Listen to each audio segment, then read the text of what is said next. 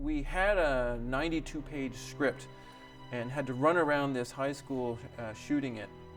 Every day was always compromised. So you shoot for an entire, you shoot for 12, 14 hours in a day, and at the end of the day you get 9 out of 10 things done. And so the difficult part in shooting over an entire month is if you only get 9 out of 10 things done in the first day, it means you're one thing down you haven't done.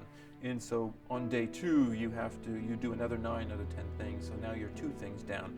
And so every day is a battle of trying to look at the screenplay and take the screenplay and the scenes that you need to capture and finding ways. There's times when I'm crossing things out of a script, we can't get to it, we can't do it. And so weaving the story of 92 pages and actually turning those words, those scene descriptions into moving image means constant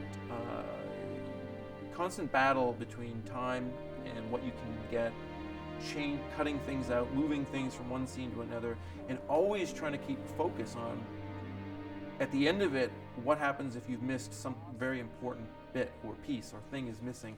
How do you do it? If you only really ever shoot 80 pages out of the 92 and there's 12 pages missing, how do you handle that?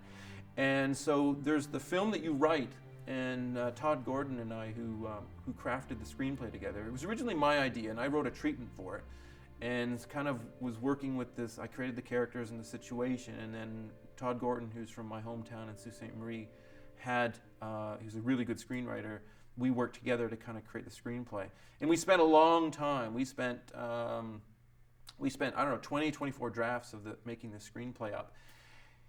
And so you take these 92 pages, and then when you shoot it becomes a whole nother thing. So the 92-page screenplay still exists in its own format, and then suddenly you don't have a script anymore. You have 10 terabytes worth of data.